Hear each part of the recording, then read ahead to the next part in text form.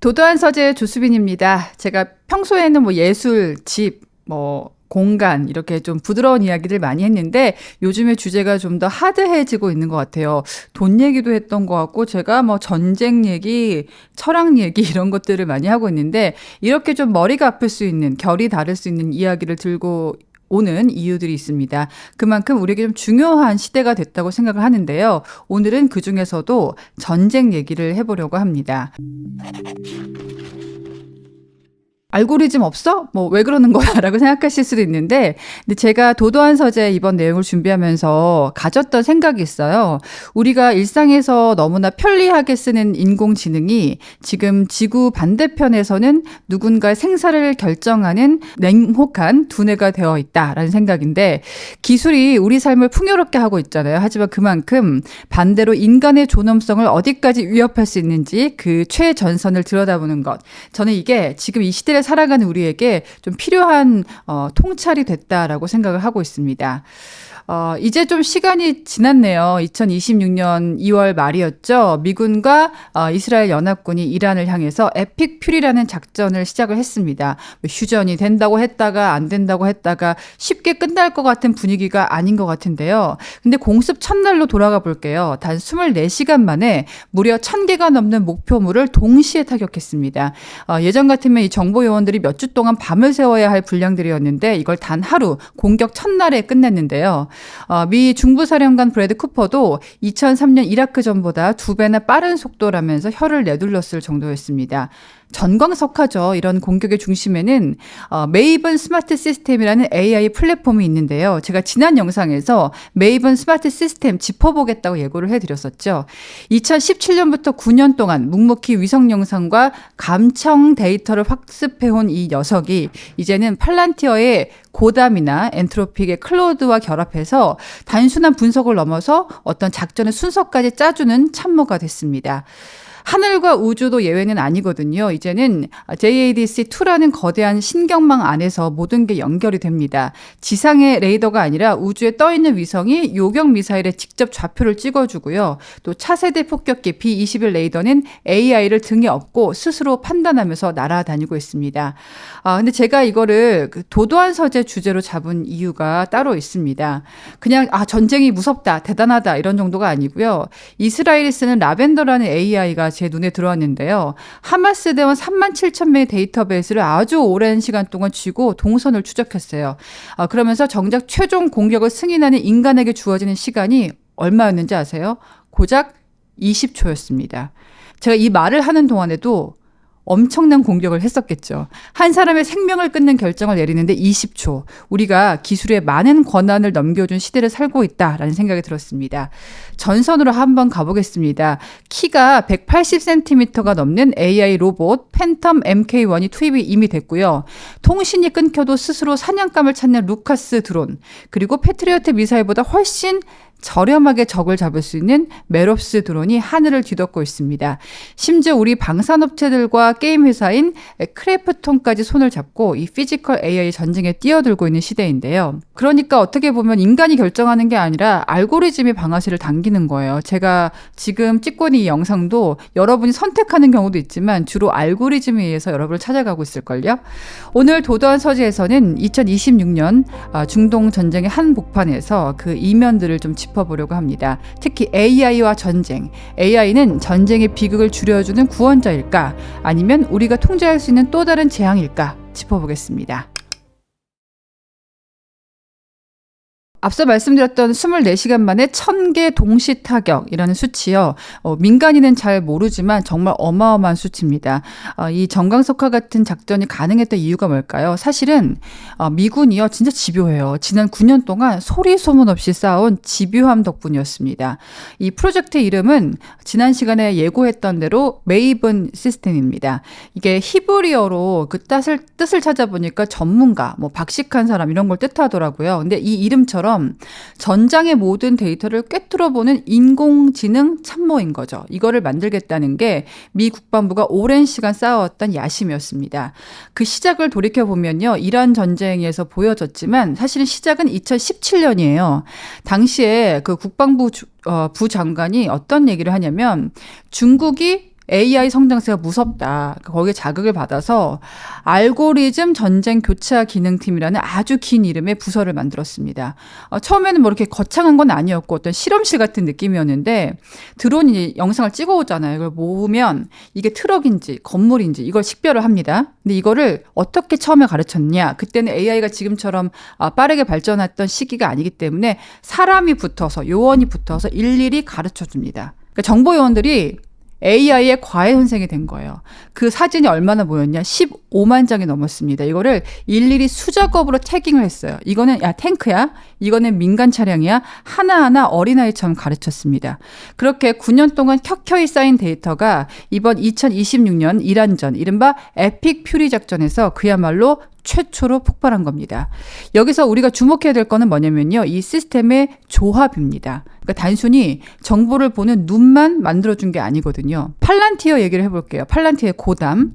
그러니까 CCTV를 해킹하는 거예요. 그래서 위치 데이터를 샅샅이 뒤져서 적의 동선을 파악하는 눈 역할을 하는 게 팔란티어의 고담입니다.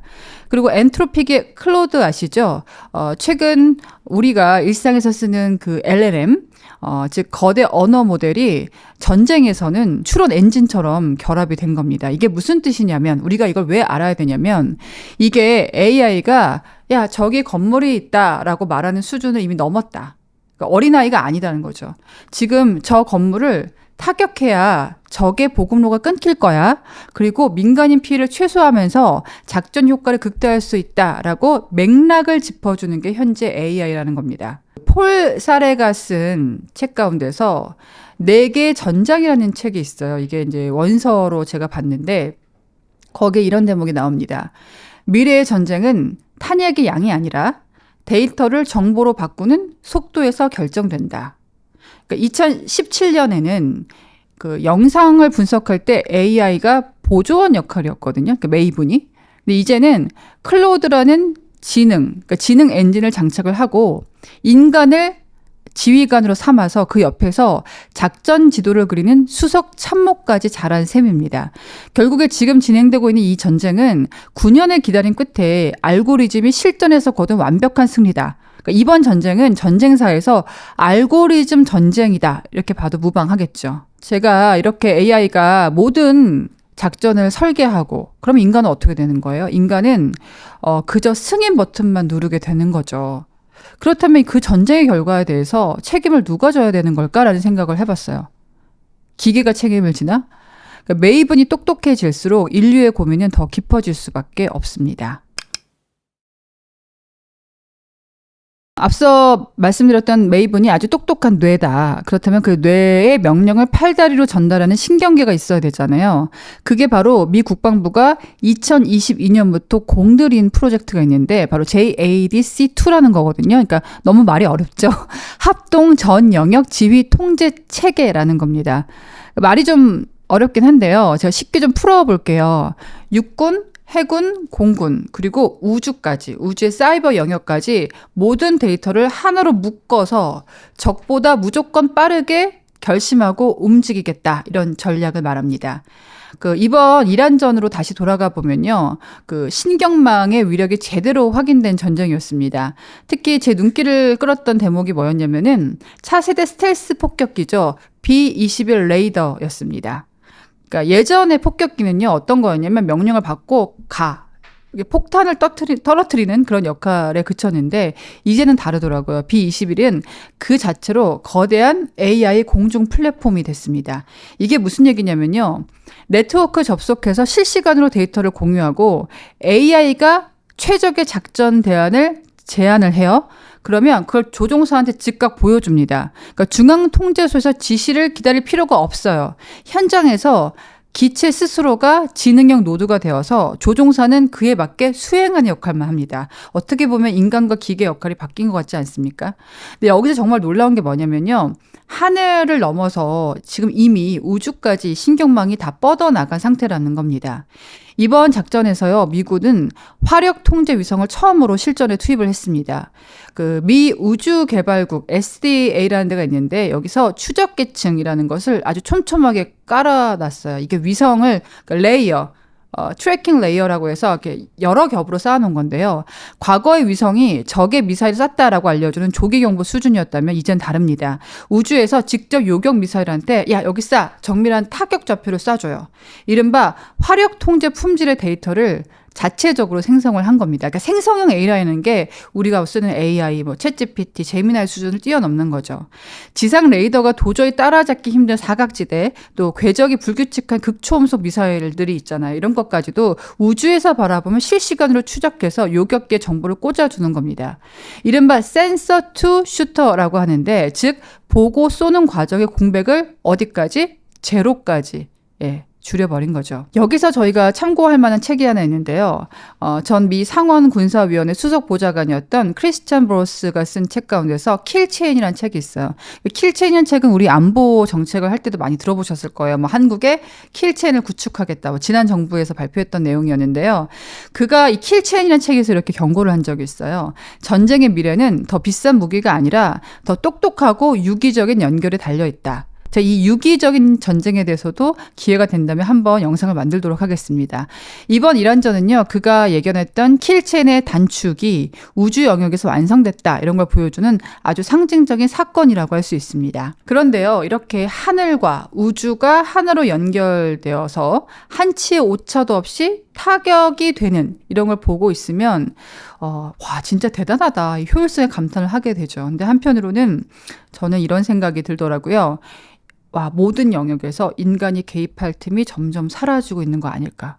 여러분이 보고 있는 저는 인간일까요? 우리가 가장 현실로 다가오는 지점이 바로 다음에 제가 이제 짚어볼 살생부 AI, 라벤더와 가스펠입니다. 실제로 그럼 전장으로 가요. 누구를 타격할 것인가는 좀 더 정밀한 판단이 필요하잖아요. 여기도 시스템이 있습니다. 나는 이스라엘이 전 세계에서 가장 무시무시한 나라인 것 같아. 정말 정교한데 이스라엘이 하마스와의 전쟁에서 이미 사용을 했어요. 라벤더와 가스펠입니다. 이름이 참 예쁘죠. 근데 실체는 진짜 무섭습니다. 가스펠은 뭐냐면 공격해야 될 시설이라 건물을 찾아내요. 그리고 라벤더는 공격 목표가 될 사람을 식별합니다. 그러니까 가스펠은 건물, 라벤더는 사람, 이렇게 기억하시면 되는데요.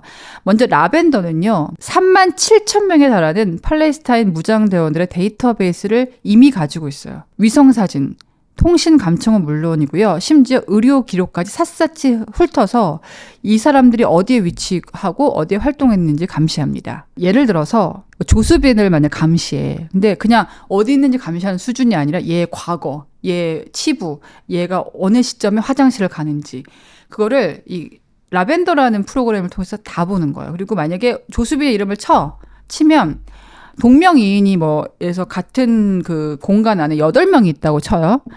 조수빈으로 추정되는 사람이. 근데 이 라벤더는 정확도가 매우 높아서 조수빈 1, 조수빈 2, 조수빈 3이 있어야 내가 죽여야 될 조수빈이 무엇인지도 사람의 판단 없이 스스로 결정할 수가 있습니다. 무섭죠. 이스라엘의 전설적인 정보 부대가 있어요. 8200 부대라는 데가 있는데요. 여기는 이런 AI들을 활용해서 아주 무시무시한 작전을 수행합니다. 최근에 파이낸셜 타임스가 보도를 했는데 이들이 이란 테헤란의 교통 카메라를 해킹을 한 거예요. 그래서 고위 관리들의 개인 차량, 출퇴근 경로, 심지어 경호원들의 생활 패턴까지 수학적으로 분석을 했어요. 인간이 분석한 게 아니에요. 그래서 지난달에 하메네이 암살 작전이 그러니까 성공할 수 있었던 것도 AI가 이런 방대한 데이터 속에서 하메네이가 집무실에 있다. 가짜냐 진짜냐. 지금 어느 곳에 있느냐. 어느 시점에. 이거를 그런 걸 확신을 분명하게 짚어줬기 때문입니다. 유발 하라리가 쓴 책 가운데 넥서스가 있죠. 읽어보셨습니까? 여기서 경고한 대목이 있는데요. 유발 하라리는 AI는 정보를 처리할 뿐 그 정보가 가져올 윤리적 결과에 대해서는 전혀 관심이 없다고 말합니다. 실제로 이스라엘 군 내부에서 폭로가 나온 적이 있었는데요. AI가 표적을 찍어주면요, 인간 지휘관이 이를 검토하는 시간이 20초에 불과하더라는 거예요. 20초. AI가 이 사람은 테러리스트일 확률이 90%다라고 말을 하면은 인간은 그냥 믿고 기계적으로 승인 버튼을 누르는 거예요. 그런 역할로 전락을 했다는 폭로가 있었습니다. 그러니까 만약에 90%는 맞는데 10%의 오류가 났을 때, 혹은 민간인 피해가 예상될 때, 이번에 민간인 피해도 있었는데 그 20초 안에 인간이 고뇌할 틈이 있었을까? 물론 인간이 다 보고 판단하는 것보다는 지금까지 알려진 바로는 차라리 AI가 판단하는 것이 오차는 적다고 합니다. 이런 기술적 파이프라인은 미국과도 연결되어 있습니다. 당연히. 구글하고 아마존 얘기를 해볼게요. 여기서 12억 달러를 들여서 프로젝트 님버스라는 클라우드 서비스가 있어요.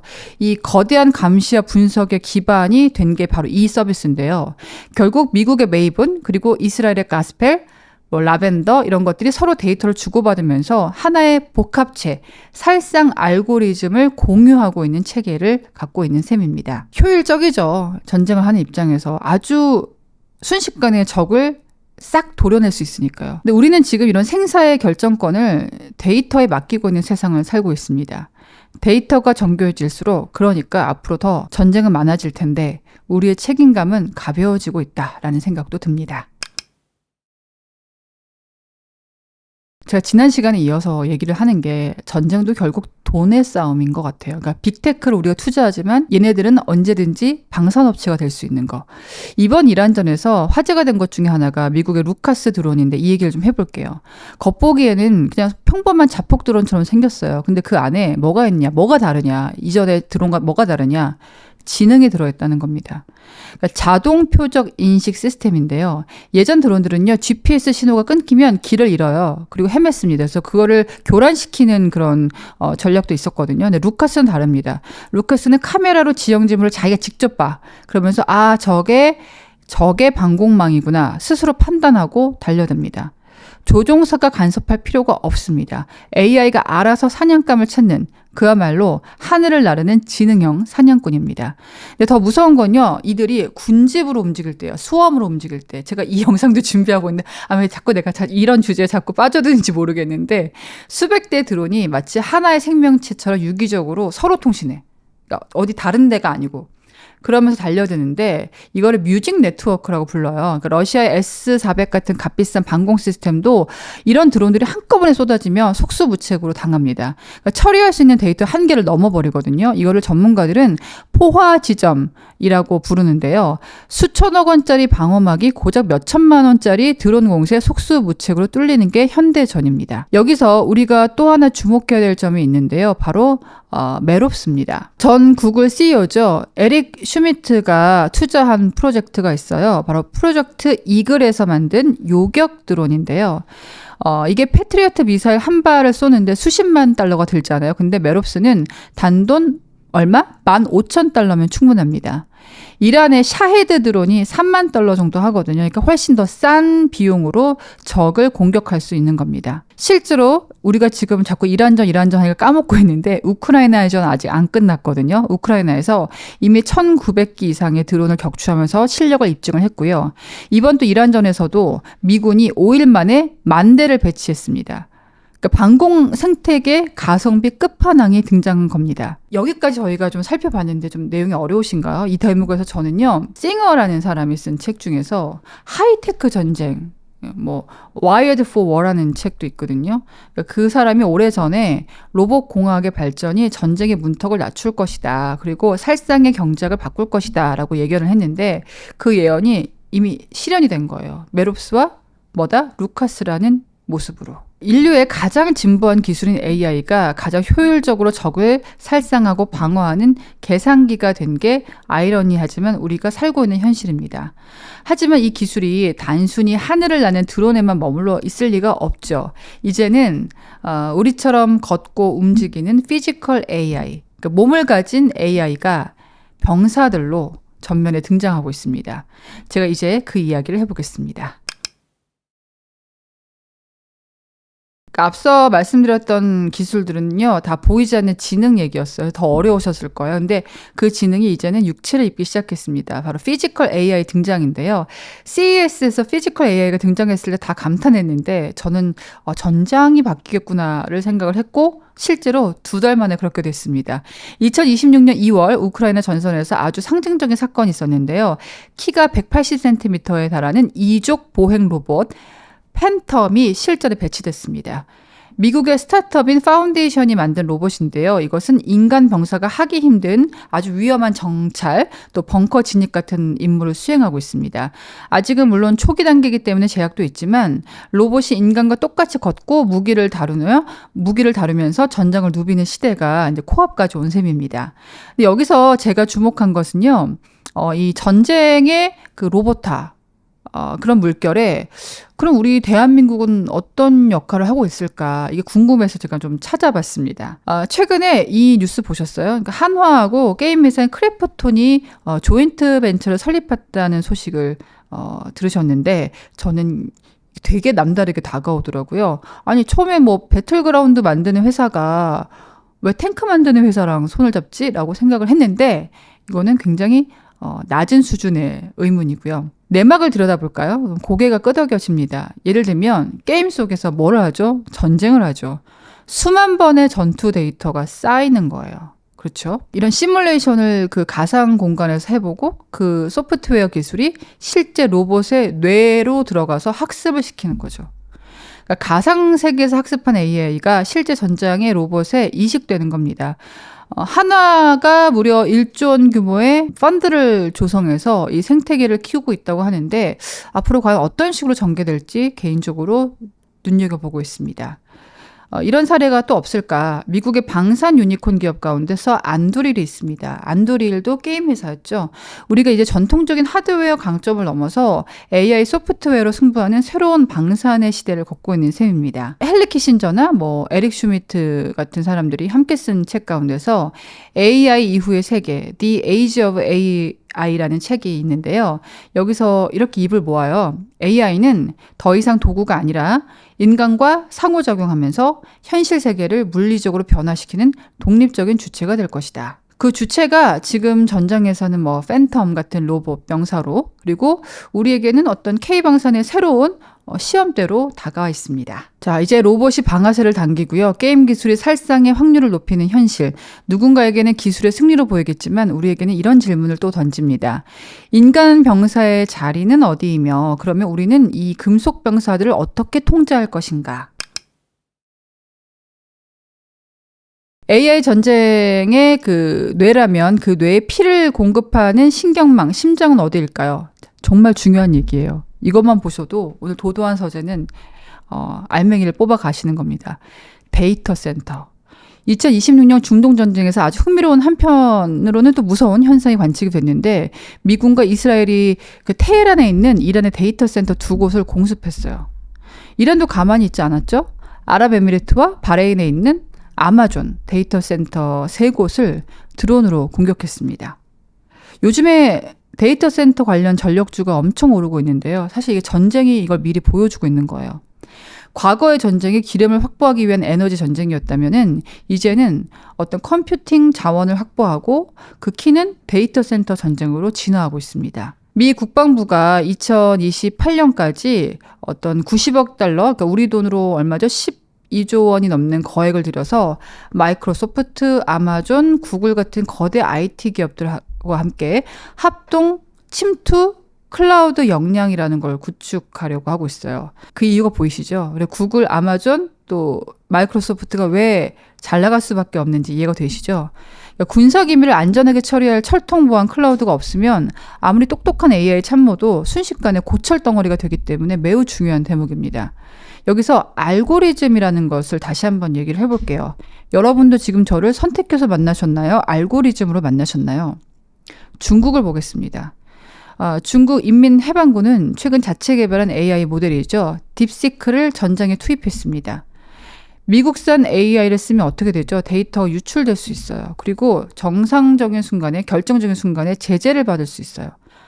그러니까 너무나 이걸 중국이 잘 아는 거예요. 그래서 정광석화 같이 딥시크를 전장에 투입을 한 겁니다. 우리 군은 어떻게 하고 있을까요? 2023년에 국방혁신 4.0을 발표했는데 여기를 보면 우리도 AI 드론과 자유형 로봇을 핵심 과제로 삼고 있어요. 근데 그 뒤로 잘 진행이 됐는지 모르겠습니다. 무기 자체보다 더 중요한 거는 이제 한반도 지역에 특화된 한국형 데이터를 얼마나 쌓고 있느냐인데 조금 아쉬운 대목입니다. 에릭 슈미트 전 구글 회장이 이끄는 인공지능 국가안보위원회라는 데가 있거든요. 이제 이게 바이든 정부 때 있었던 건데 이 보고서를 한번 살펴봤어요. 여기 이런 경고가 나오더라고요. AI 경쟁에서 뒤처지는 것은 단순히 기술에서 밀리는 게 아니라 어떤 국가의 생존권 자체를 포기하는 것과 같다라고 얘기를 합니다. 그러니까 미래의 승패는 누가 더 강한 폭탄을 가졌느냐가 아니고요. 누가 더 알고리즘을 잘 지배하고 있느냐에 달려 있습니다.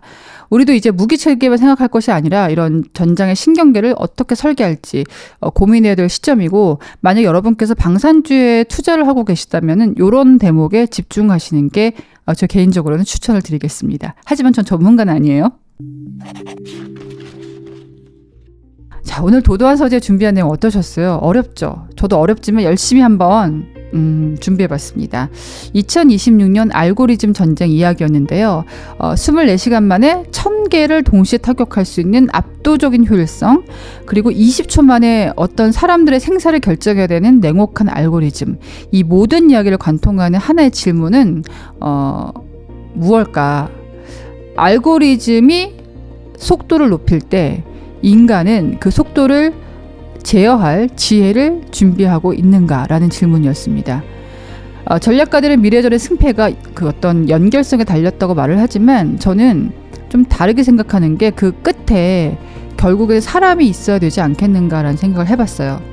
아무리 똑똑한 AI 참모라도 생명의 무게까지 계산해서는 안 되지 않는가. 그런 지혜를 쌓는데 이 도도한 서재, 제가 지금 하고 있는 팟캐스트가 요만큼의 도움이 됐으면 좋겠습니다. 댓글로 자유롭게 의견을 나눠주시고요. 저는 또 계속해서 세상의 흐름을 읽는 도도한 서재, 재미있는 이야기로 돌아오겠습니다.